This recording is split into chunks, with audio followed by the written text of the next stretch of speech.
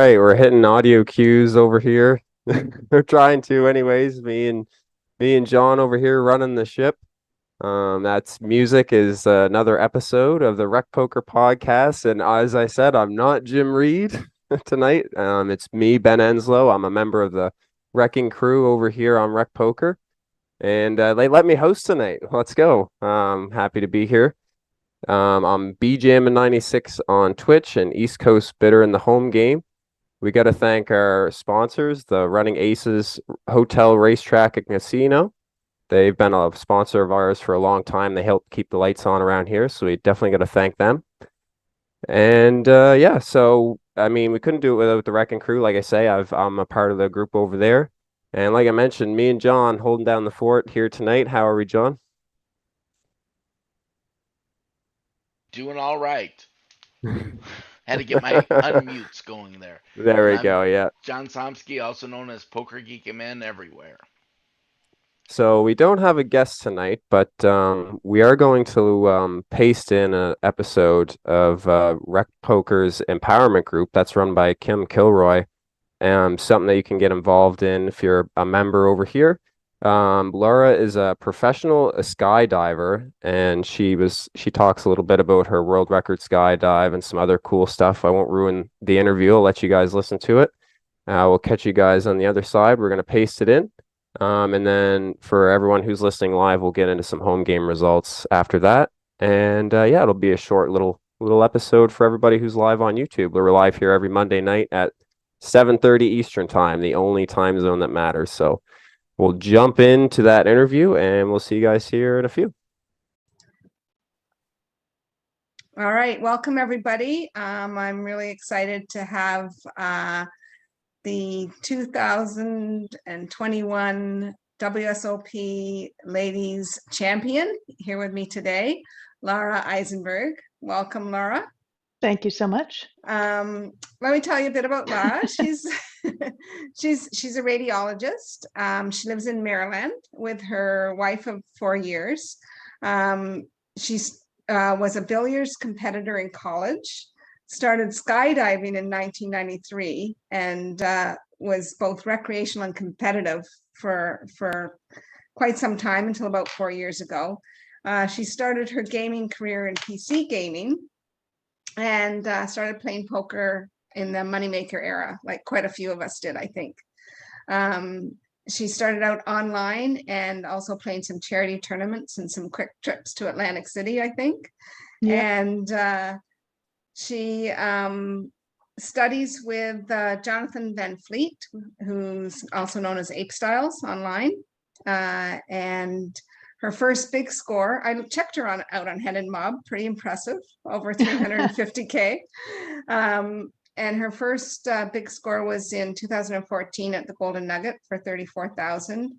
She won a circuit ring event in 2019, and then she won her bracelet last October, which was super exciting in the ladies event. So anything I left out there? Anything you want to fill in for me? I mean, that's a pretty exciting past you have. You look for the excitement in life, I think. Yeah, I like to compete. I like to have a competitive thing to do. And so it's just kind of evolved what that is over time. So, but poker you can certainly do all the way, hopefully forever. As long right. So let's talk about your skydiving, because that's super interesting. And sure. If you, and I think you know one of our wrecking crew members, Eric. I do. Our Eric Binkley. I wanted to ask you, that's not his last name, is it? Is that his last name? It's not his real last name. No. We know, no, but Eric was amazing. Yeah, he was one of the best in the world. That's awesome. I wanted to ask you about the women in skydiving. Like, how does it compare, the ratio of women to men in skydiving? Is it similar to poker, or is there? Yeah, it's funny because I mean, all the three things that I've competed in the most, billiards in college, then skydiving, and then poker. I mean, it's probably progressively fewer women in each, I would say. Like pool, it's like hard to know. Like, do you count it? Like if you're like, I played on pool leagues and stuff like that, like around town in Milwaukee. and things. I was actually the first woman on a men's pool league. Uh-oh. Sorry about that. I was the first woman on a men's pool league in Milwaukee, actually. So that was a thing, which was received with mixed reviews at the time by some of our opposing teams. But and then in skydiving, it's when I was first in it, it was something like maybe 15% of skydivers were women. I think it's probably still similar, although I think it's going up a bit with time. And then, poker, as you know, I mean, if just going to the regular casino, there's a lot more women. But I mean, at the WSOP, I mean, especially like in the main event, it's like 2%. I mean, it's just so low. And It's certain dismal. events, it seems, yeah, certain events, like when I played in the Six Max, when you get into some of like the higher buy-in events in particular, there's just like no women. Like I probably saw 3 women in the Six Max event when I played it a couple of years ago. There's just not there, you know. Well, I noticed when I started out in the bar leagues, it was almost half women. There was a lot of women in the bar leagues playing. So women are definitely interested in poker. Mm-hmm. It's like, what can we do to get them to the next level to feel competitive in the game? Like to feel that they can go out and compete. Like, what do you think the main stumbling blocks are against having more women in the game? I think that there are some things that are going to be very difficult to overcome, and I think one being just the time commitment involved in being a tournament player. I think if you go to a casino and you look at who's playing cash, like if I go to Maryland Live, there's definitely more women probably, although we have quite a few tournament players at Maryland Live, but to be able to go and play cash for a few hours, like to have that much free time, if you're, I'm not a mom, but I can only imagine, like if you have responsibilities with kids, and it still tends to be that falls much more to the woman, Right. even as enlightened as we all are in, Right. this day and age, still more often for a woman to be able to go and say, yeah, I'm going and playing a 4-day, WPT event, like, are you arranging childcare? Are you doing all these other things? It's a lot of ducks to get in a row to That's go and true. do these I things. think that's probably is one of the things. What about Mhm. getting the younger women more into poker? Like, and then older women like myself who are retired and my children are Mhm. grown up. So, I'd like to do something to sort of encourage those women. Totally. And I think those demographics, like the young women that don't have as many commitments, and then women especially whose kids are out of the house, who have more free time and probably more free money. Because I think that's the thing with the younger folks is, to go and drop $1,500 on an event when you're 20, like I couldn't have done it, But we see the young guys doing it all the time. Yeah, and if it's whether it's a matter of people playing online or just being better about getting back. But like I know for me, part of the thing was like I hadn't encountered poker, like it isn't like it partly dates back to like when you're a teenager. Like I've never been a teenage male, but it seems that guys get together and to hang out and they're drinking and maybe they're playing cards or doing whatever. Like that's not a thing with women that I was hanging out with anyway. We didn't get together and like play, nobody played poker. I literally had never played a hand of poker ever when I decided to start playing poker. I was a PC gamer and watching the news and a commercial came on for like Poker Stars. And I said, you're shitting me. People can play poker for money on the internet. How is that even allowed? Like, how is that a thing? And I was like, I'm not going to sit here playing first person shooter games in my basement when I can play cards for money, play a game for money. So I picked up books and started reading and learning how to do it. But it wasn't something that, I wasn't encountered it. I hadn't, it wasn't part of my genre at all, and I think that just like pool, women aren't as exposed to it. And so you just don't get, like, you don't find the gems in pool because there's just not as many women playing it. Right. So it's almost like you need to, it's like, we can't even say it, but like encouraging teenage women to play poker. That's probably not what people are wanting, parents are wanting to hear, but that's, that would be ideal. That would be ideal. Yeah. At least to have it be a social game for it has to be younger cool girls. for women as well as cool for Mhm. guys, right? Yeah, and cachet is exactly that. There's a lot of this, I don't go to a WPT event and, there's the scantily clad, WPT ladies that are there with the prizes and stuff like that. There's not like the Chippendales men, you know, they're waiting to give stuff out to the women. It's just that whole cachet of the baller guy with Yeah. the shtick. So I think that's that has fading to out. do. I think it is. Mhm. I think it's fading out for sure. You've always competed right from the get-go against men, so you're probably fairly comfortable with it. Have you run into any instances in your poker career where you were uncomfortable, where men made you uncomfortable, or do you think may have targeted you as a woman? I think I have been treated differently as a woman. Like, I don't get upset by people getting upset at me too much, but I have had people have very significant reactions at times, that I think they wouldn't have the same reaction if it were a man, which doesn't mean that they wouldn't have a bad reaction to men. It's just a different reaction to me. Like, I remember being in a tournament with a guy who started getting really upset that I was raising his big blind and like yelling at me, "Are you going to raise my big blind every time?" And I hadn't thought about him individually at all until that moment, except like I think he was the big blind when I was the button probably. So it's like, probably, yeah. If it folds to me, I'm probably going to raise your big blind like every time, And he said, you next time you raise my big blind, I'm shoving all in. And we were 50 big blinds deep. And he said, and I will be shoving all in every time you raise my big blind going forward.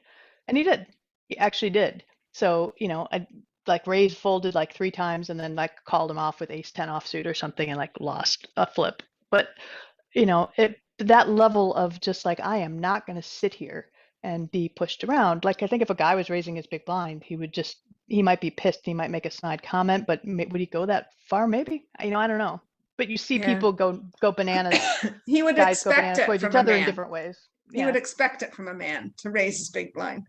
Yeah, I don't know. sometimes people are perceived differently, but I find that more often, I think guys who are reasonable, I think, look at women who are playing poker as potentially probably not as aggressive. I think the baseline assumption, a woman sits down at the table, you're a guy, it's an unknown woman, probably not as aggressive. Like, that would be my baseline assumption.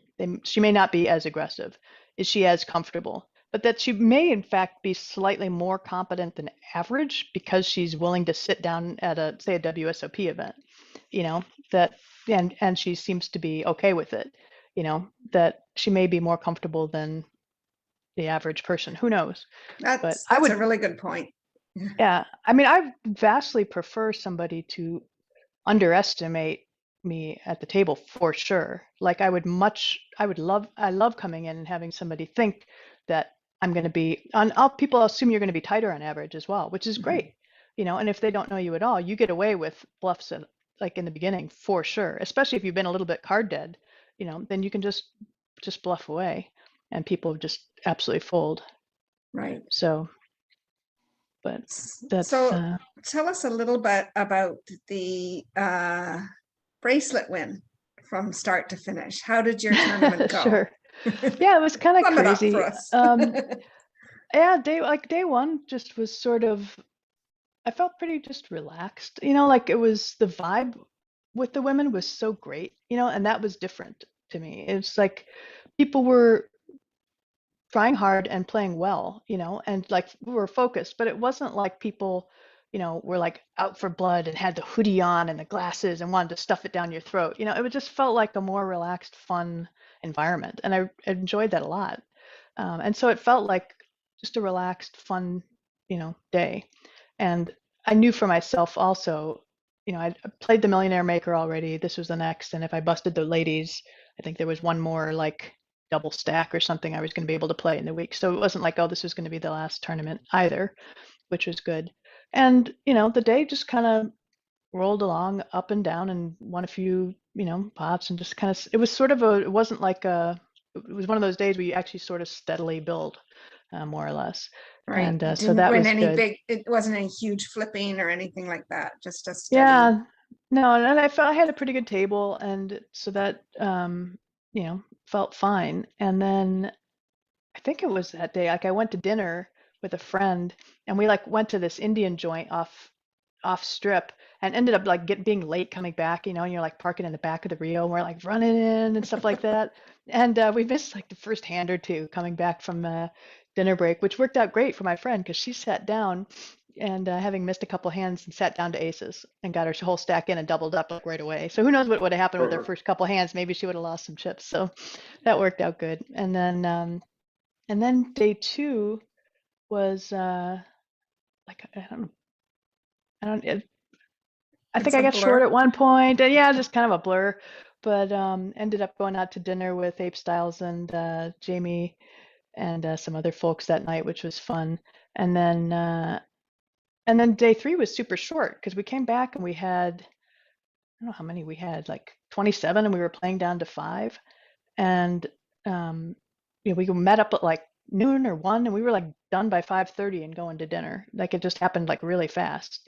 So it was like, I think the bubble had burst already for sure at that point. Yeah, because we were like 27 or 30 left or something like that. And I didn't even know the thing was going to be streamed until, we got down to the final table at 10, and then it's like, oh, we're playing down to 5. And then people were like, yeah, it's going to be it's going to be streamed tomorrow. I was like, really? And it was like, geez, okay, better, tell your friends.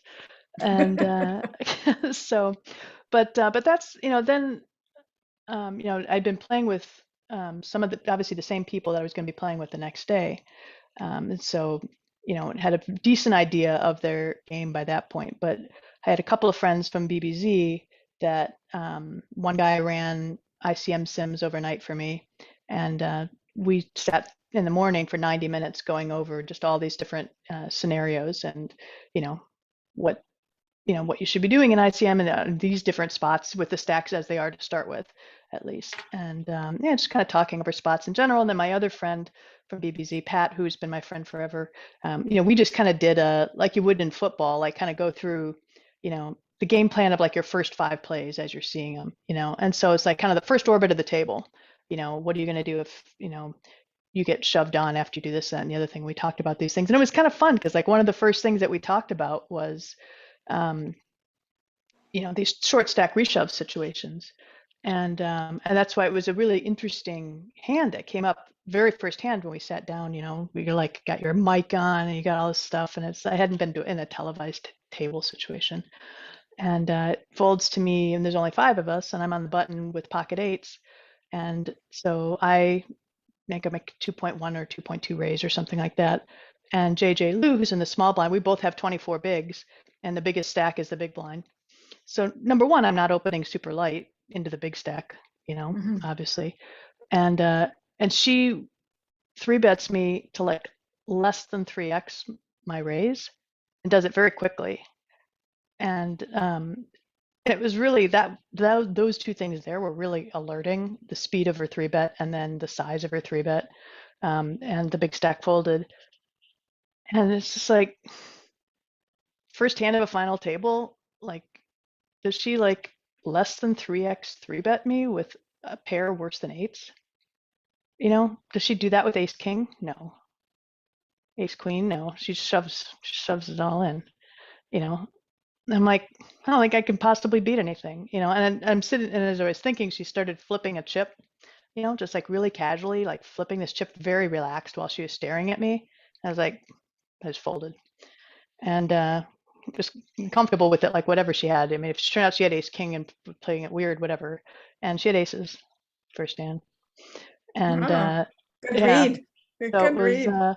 yeah, and you don't know, like, you don't get any feedback until you go on your first break. And so like an hour afterwards, you find out that like, oh yeah, the big stack's raising like every hand, and she's had ace queen, ace king, pocket 10s, and you're like, okay, good to know. All right. Yeah. But It's like most of us don't get into that spot very often, right? Those final table spots where the Yep. big ICM jumps. So we don't have a lot of practice. So it's awesome that you have a group that came together for you to help you sort of it was so run nice. through it and Yeah. prepare for it, right? Yeah. And that's a lot of what we do, the work that we do in BBZ.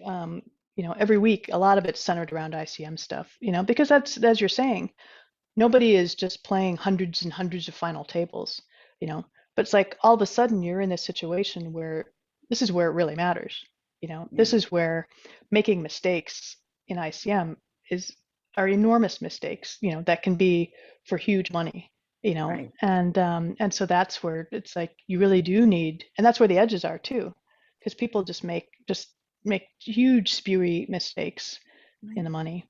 Yeah. And yeah, I mean, my friend who won the Millionaire Maker back in 2019, he was like this short stack coming to the final table, and people just basically got swords out and just like stabbed themselves in the chest in front of him while he just sat there and watched it happen, and just Picked watched his people implode spots. around him. Yeah. He just sat there, and like people like the second biggest stack just like got his whole stack in like against this guy and lost, and like these totally unnecessary spots, and you're just like, wow, just crazy stuff. Yeah. So as intense as all of that is, it's also so much fun and such a high to be at that final Oh my table God. and it'd be the whole Yeah. televised thing and everything. So big, huge congrats for that. Oh, thanks. I'm sure we'd all like to be there someday in your shoes. It was really lucky. Yeah. I am gonna open this up right now to my other guests here to see if anybody has any questions for you. Sure. Okay. I do. Hi, I'm Hey. Elizabeth and I'm from Toronto, a friend of Kim Stewart's Good to and see Jim you. all on here. Nice to meet you You too. and to read about you. But in talking about the ICM, I'm just wondering for women who, find themselves at a final table, whether it be a small or a big event, is there any general tips that you can provide to our female players out there and players in general? Yeah, I think the biggest mistakes that you see are people don't realize like how tight you need to open. It's radically different. And also people like follow push fold charts. And when you're in ICM, that stuff is completely wrong. Like you shouldn't be looking Right. at a push fold chart, period. And ICM starts way sooner than people think it does. There's charts that kind of really look at when ICM begins to build, and it's when half the field's gone, even sooner. And so it's like nobody really wants to look at it because it's just depressing, like how much you have to just like tighten up, and it's like not fun, to play that way. But, there's a lot of times where, like somebody in my shoes opening the button in those situations with 24 big blinds, if in chip EV, I should be opening 50% or 55% even, and what I have to be opening there is like 25%, or maybe 30%. And so, you just have to be much, much tighter. And then also realizing that one of the big things that happens in ICM is if you're the big stack, it's fine to get into post-flop situations because you have this big advantage and you get to put all kinds of pressure on people if there's enough of a stack difference between you. But, if you aren't, you really kind of want to avoid getting into a post-flop situation for the most part, especially with a big stack. Because there's just all of these awful situations that can then come up. So you're just much more likely to 3-bet, or get all in pre-flop in certain situations to avoid the post-flop game tree and spots. So it's hard to like make that as a general statement, because there's obviously many different exceptions to how that comes up. But I think those are big things. But also just realizing that unlike in chip EV, when you fold, it's not 0 EV to you.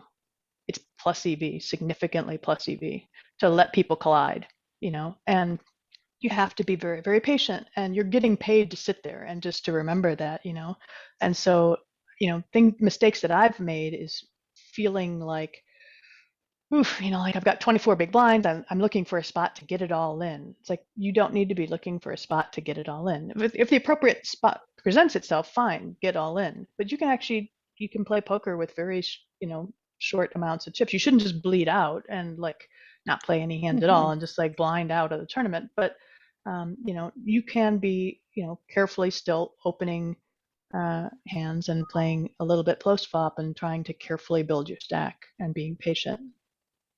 So, those are kind of just generalities, but there's a lot of stuff that's out there, and you don't have to, be on a site with, as much high level content like a BBZ site. There's lots of different sites that have good ICM fundamentals to learn from as well.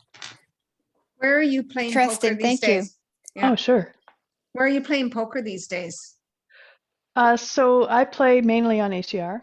Okay, yeah. Um, So online. yeah, yeah. Okay.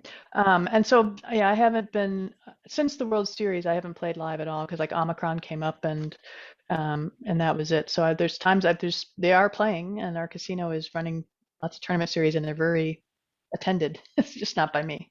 I mean, I'm boosted and vaccinated and everything like that, but this is going to die down soon, and I'm hoping to get back to live poker, maybe in March, April timeframe, and I'll definitely be out for the World Series in the summer for sure. You know, unless there's another next pandemic, God forbid. Let's hope not. Yeah, exactly. But no, I mean, I think online is great. You know, I think, you know, bots and things like that, and, you know, other things that are threatening of the integrity of the game are issues, you know, but large live field tournaments, I mean, there's just so much just complete nuttery going on that you know that it's not like everybody's sitting there with a bot because they wouldn't be playing as they Right. are. Yeah. So, you know, and I think of online as a home gym, you know, I want to be able to get the reps in and build the skills, you know, And but I much prefer live poker. right. And how much of your time is spent in playing versus studying? Um, I study probably 12 hours a week, I would say on average. And so I'm playing on the weeks that I work every other week. And the weeks that I'm off, if I'm not on vacation, I try in general to play 2 days a week. You know, so then they're long days. Then when I play, they're probably 12-hour days, you know, so it's, I guess, an average, it's probably a 50-50 mix on, but probably a little more study than play. Right. And any aspirations to go pro on poker? Well, I have been declared myself a professional last year, but that doesn't mean I'm quitting my day job. But I am filing as a professional and declaring myself as a professional. So for the time put in, I'm actually putting in about an equal amount of time into poker and my regular job. So it's legit. Oh, excellent. That's But amazing. yeah, Congrats on thanks. that. Question. Yeah, go ahead, Stuart. Hi, Lara. I'm Stuart Hey. from middle of nowhere in Ontario. Nice. My question is, what was more exciting or more nerve-wracking, making the final table in WSOP or the big skydiving jump you did over Thailand in 2006? Ooh. Probably the skydiving. Yeah, I've done it once. Yeah. I mean, winning the bracelet is amazing, and it was just there. I feel very proud of both accomplishments, but there's just a lot of kind of chaos and stuff that goes on, like in the 400-way skydive. Mhm. Like the most dangerous part of it is exiting a C-130 with 80 people, you know, because you've got 4 rows of people and the plane can only slow down so much. So it's still going like 150, 160 miles an hour.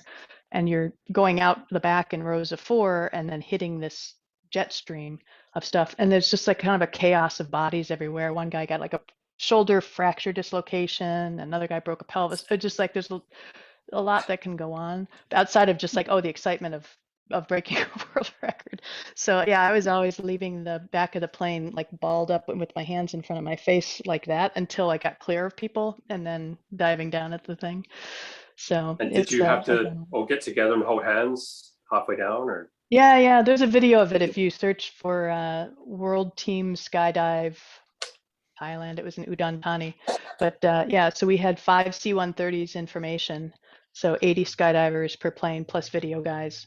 Obviously, there were a whole bunch of video guys, and so it was a 3-week event. So there's all this time spent practicing getting the central 100 people together reliably before you start putting in all the people on the outsides, and then we did. I think it was the 13th try that we did it. So you just have these rows of people all coming up. You have 100 people in the center and then these kind of weed whacker rows of people coming off of the thing. So we put stripes on the back of our helmet so you knew which row everybody was in. So you didn't accidentally get cut in front of somebody who's in row 2 while you're in row 3 and that kind of stuff. And then it's so big.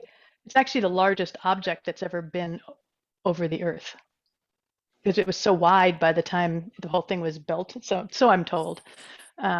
That excludes alien ships, but So we had to break the thing off at like 7,500 feet or 8,000 feet, which is really high. And then we would, like, I was leading a group of people that we would fly like, like birds, like in a V. So you just have people all going, because you don't want people just flying every which way. So you have people like leading people going in a certain direction and then spreading out far away.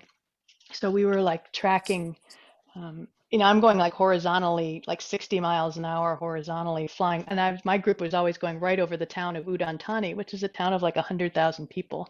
So I'm like going over like hospitals and hotels. People are like sunning themselves by the pool and all this stuff. And then we were like opening at like 2,000 feet. And then you're suddenly having to try to find a place to land in the middle of the city. And it was different every time, so that was kind of crazy. So like oftentimes we were landing like in the backyard of a school, and like one time I landed in a driving range, and so it was crazy, but there's a lot of adrenaline. Yeah, so the final table was a breeze then. The final table wasn't so nerve-wracking, but Right. it's funny. Like I've been pretty nervous in certain events in poker before, but I felt oddly calm with the women's event because my next big goal had just been to make the final table of a major tournament. And it really hadn't been like, oh, win a bracelet or that kind of thing, because it's so hard. Like you can't set your sights on something like that because it's going to be so random that it either happens or it doesn't. That's just kind of a goofy goal to have. It's like a neat thing to wish for, but you can't make it a goal because it's just there's too many random variables. But so I really felt like going into it like, I can't lose. Like I've already done what I wanted to do, which was just to be here. I'm going to enjoy it. I'm going to, I've never, who know, I may never be at another stream table for all I know. Like I'm going to enjoy every frickin' minute of this thing. And my main thing was I just didn't want to look really stupid, so I didn't want to do something like just like abominably stupid, at least in the first 30 minutes. And I figured at least if I got that far, then I'd be like, all right. So what's on your poker bucket list now? It's really kind of more of the same. It's funny. I've never cashed the main event, and I've played like I think 4 or 5 main events now. And I've made day 3, like late day 3, a couple of times, but I just haven't cashed it. So that's that would be nice. But I'd like to final table another major tournament of some What kind. about travel? Do you want to travel to play at all? I'm not going to probably like make a point to like go to Barcelona just for a EPT kind of thing. It'd be fun, but I liked being in Barcelona just to be in Barcelona anyway. But to do something like that would be really fun. I went and played the circuit event in New Orleans. And that was just a ball to be somewhere great because, Vegas is nice, but when I busted out of a tournament in that circuit event, I was stoked, because like I'm gonna go get great food. I'm gonna go like walk around and like check out the city, and you're just like, I liked that about it. So I got to get down to Florida too, where you are. So my friend is down there, and it sounds like those tournaments are crazy and great. Yeah, we just played 2 circuit events. We went to Calgary, and then we went, Elizabeth and I are down here in Florida. And it's quite different, the Canadian WSOP stop to the American in Florida one. It's a completely different vibe and a different style of play. And it was really interesting. I imagine the Canadians are just better on average, I would assume, from playing online. What, right? I mean, there's less wildness, like, right. Not as much nuttiness. Less limping too. So it's probably just more generally good play, I would, if I had to guess. But what about like the Niagara Falls place? Isn't that supposed to be like an amazing WPT stop? I've kind of wanted to do. Elizabeth doesn't like it. I like it because I've done well there. But it's difficult to play the satellites. They don't run it very well for that. It's fine if you're just buying into the events. Plus, there's only 3 events. There's a 1K, a 2,500, and then a 5K. So it's not like there's a big series for all kinds of things to do. If you come to Canada, you have to go to Playground. That's what I've heard Right. In Montreal. Yes, absolutely. Well, that would be fun. Maybe when in it the comes summer. back there, maybe WPT will come back there because they used to come regularly. That'd be great. Poker road trip, just saying. Yeah. Yeah. Did you have anything you'd like to ask Lara, Jim? I got all my good questions in on the podcast. This is all just follow-up. I see. I mean, Okay. I'm always curious to know, like what you have a kind of a unique place in the poker world now. You've got some notoriety. You're equal parts insider and outsider, I think, like the way you've described it as well. I think that's Mhm. very fair. What in the general sense, like what does this is something I ask many of our guests on the podcast.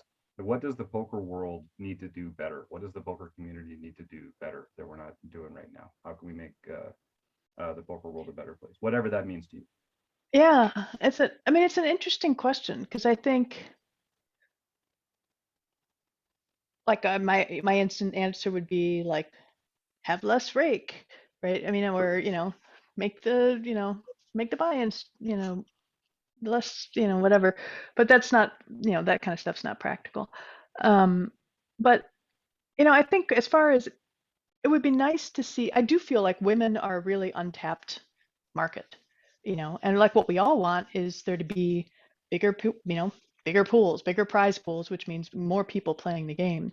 So I think it would be great to think of ways to get women more interested and more involved, and it sounds like, having things like you're doing here, where people can talk and hear about ways that people are involved and ways that they can be involved and see, whether coaches and role models and folks like that to kind of, set their sights on. I think that that's helpful because it seems like, the male market is probably relatively well developed, as far as guys that are going to get into it. The more people see on TV and the more excitement it generates, the better.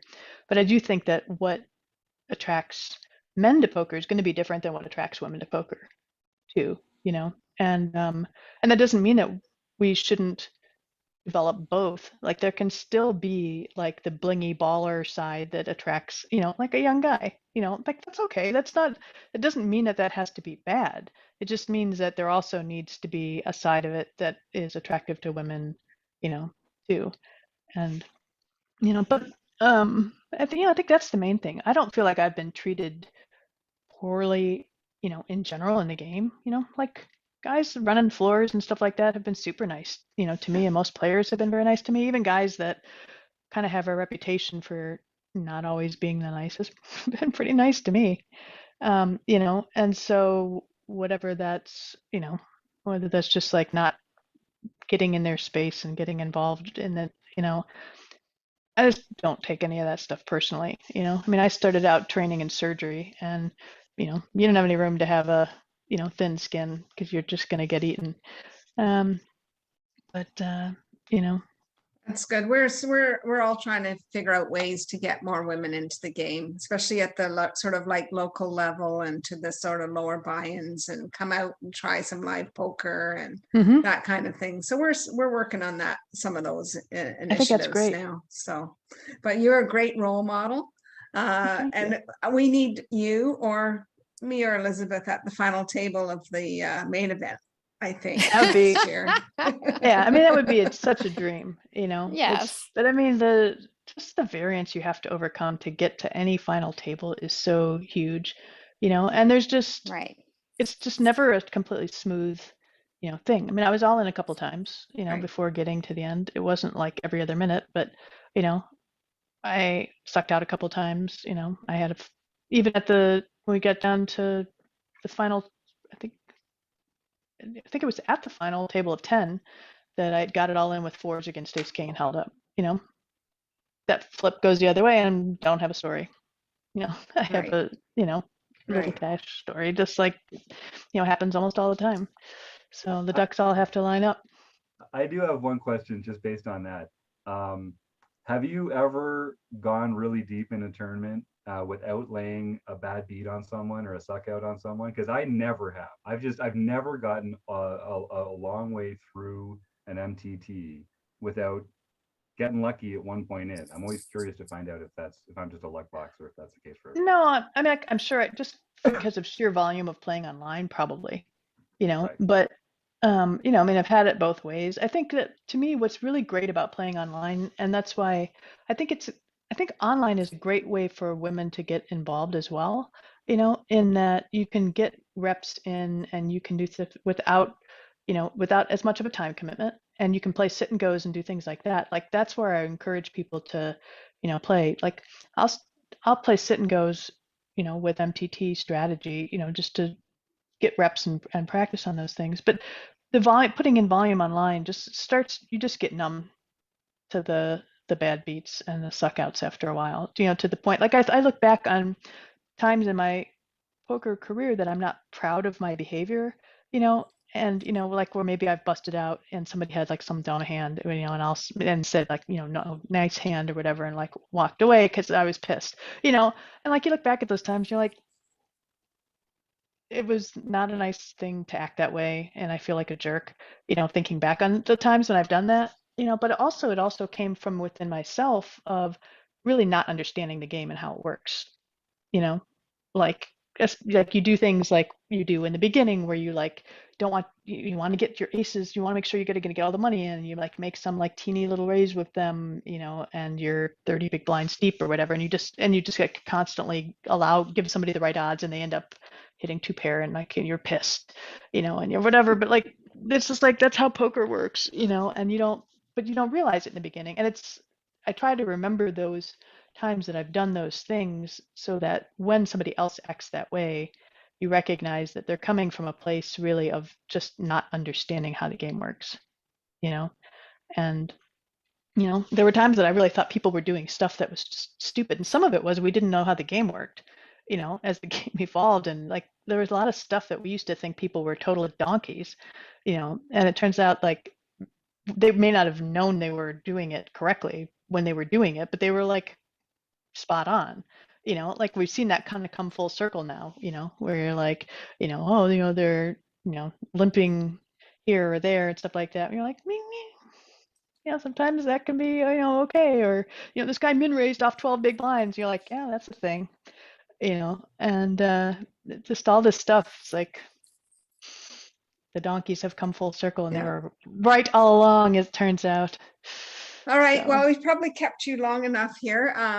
Does anyone have any further questions for Lara? No? Nope. I look forward to meeting you one day in oh, me person. too, me too. Yeah. I gotta get up your guys' way. Yeah. For sure. We'll be Let in us- Vegas for sure in the summertime. So Great, Yeah. that'll be fun to meet up. Right. yeah. So Yeah. we'll keep in touch for that. So I'd like to thank you for coming on here Thank you for having me. and being such a great role model for women as well, to do well and strive for the best in the game. So Well, thanks a absolutely. lot. If I can help somebody and they want to hit me up, feel free. All right. And where can people reach All you? right. I'm on Twitter at, I think I'm at Eisen008 on Twitter, That's or right. maybe Eisen009. I have to look Oh, and it's see. a 008, I remember. Yeah. 008, okay. And so that's probably The best way. Yeah, Excellent. Thank you so much for joining us tonight. my pleasure. All right. Thanks, Thank Laura. Have a good you. night. Thanks. Nice meeting you Okay. guys. Nice meeting you, Elizabeth. All right, we're back. That was a good one. I think that was probably one of our best ever. I mean, from just me and John. I mean, I think we're killing it right now. Yeah, I think, you know, done everything perfectly. So let's keep it short, get it over with quickly to keep that stack Keep- alive. Yeah, exactly. We got a chip and a share right now, so we're not gonna ruin it. That's for sure. So we can't make fun of Jim anymore for doing it every single week. It's not as easy as it looks. That's for sure. Um, yeah. So like I say, that was a great interview. Definitely worth a listen. I'm excited to listen to it again. And Laura actually did my Marek Madness commentary, which I unfortunately lost. But yeah. So, John, why don't you tell us a little bit about what's going on in Rec Poker home game land? So this was our first week that we actually had fewer home games. So there will no longer be home games on Thursday evenings, Friday evenings, or Saturday evenings. And some of the other home games have switched around. So Wednesdays, the first two Wednesdays of the month are going to be our championship series. And then the remaining Wednesdays of the month will be our mixed practice game series. So we're still having lots of home games for everyone, just not quite as many as we did before.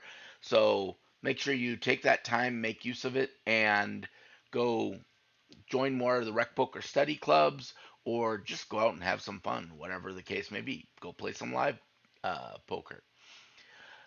And now for the games. First, we have Squidge 2222, also known as KKK8. Kate Ibbenson got her third nightly victory for the year. Woodworker 151 got his first nightly victory for the year, and that's also his or her first victory ever for the home game. Nice. Congratulations. Love seeing the new members getting that first win on the board for sure. So that's awesome. Absolutely. Then we have Spot Conlon. Daniel Kennedy got his third nightly victory for the year. And then on August 31st, the next day, Spot Conlon, Daniel Kennedy got his fourth nightly victory for the year. Ooh, So that's some run back-to-back. good. Nice. Love seeing that. Yeah, and he actually has a theory that, because then the next day was September 1st, which there was no home game, and he thinks that we did that purposefully just to cool him off. And no, that wasn't on purpose. That was just a lucky side effect. Next, we have Elvis76. Steve Krebs got his first daily mixed victory for the year. Nice. Jaden Jewell, Mary McCune got her second international victory for the year. K-Poker wannabe Ron Payton got his first international victory for the year. And then Izima got his or her second LPP event. So he or her can contact info@rec.poker for the free month at Learn Pro Poker. Yeah, that's a awesome value right there. I mean, that Learn Pro Poker membership is definitely worth getting in on Sunday nights and battling for. So love seeing all those winners in the home game. And on Saturdays, I'll just throw in my own plug. Saturdays, if you're playing in the internationals, be sure to jump in. I'm always giving away a free month, whether it's in the morning or in the evenings. I've been playing the evening one a little bit more lately, but either way, I always try and give away a free month of Rec Poker Premium membership. If you can knock me out, it's pretty easy to do. Trust me, lots of people have done it. So it's really not that hard. So if you want to get a free month of Rec Poker just to check things out, jump in the free home games. There's value to be had there as well, and I appreciate the support in the stream as well. BJM and 96 on Twitch. So I don't know, John, should we do a giveaway? I'm not sure if do we have a few people if we want to. I should have said it earlier, but I don't know. We've got, okay, according to the dashboard, we have 4 people viewing right now. No one has made any comments in chat. Because, I mean, we aren't as friendly as Jim is, so that makes sense. People are a little bashful when, we've got 2 real killers on the stream, I guess. Or But I have a feeling 2 of those are us, but there might be, no, Charles Allen is one. He said no, he hasn't typed food bank, though. That's what's see, he could be an easy winner. I mean, one person dice roll, you know what's going to happen. We're going to roll 1, so we need at least 2 people in there to avoid the 1 roll. Yep. But yeah, it's K-Poker wannabe. Hey, yep. We're getting a few K-Poker wannabe. Actually, we've battled quite a bit in the home games lately. We had 2 heads up battles, so that was super fun. I enjoyed playing with him. Well, K-Poker wannabe's been on a little bit of a run lately, and been they have. Yeah. I've seen him in the circles, more final tables, more. I mean, I don't play as many home games as some other people like Evil Roy and stuff like that. So we just mentioned him because he's got the 60 wins. But hey, we're getting a couple more in there now, so we may as well do. Do you have a 6-sider or something right there with you? I do not, but I will go to random.org. Hey, there we go. And this is like my stream. We just do stuff on the fly.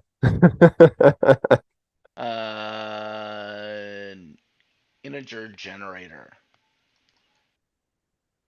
I want to generate 1 integer value between 1 and 3. And the number I got was a 3. Was a 3. That's Luke O in the chat. Right. And so Luke can contact info@rec.poker to get a free premium month to rec.poker, right? I'm pretty sure, yeah. And if they're already a premium member, I'm pretty sure we can put some stuff towards coaching, and some other cool stuff that we have going on at Rec Poker. So definitely send that email along and we'll get you squared away. So Luco was just contemplating if the reduced home games, the reduced number of home games, will be negative or positive for the bankroll. And Oh, that interesting. is kind of interesting because I find when there are so many, I definitely join and do not always play my best.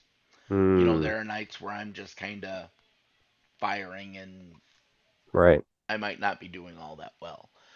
But so maybe having few will allow you to focus better.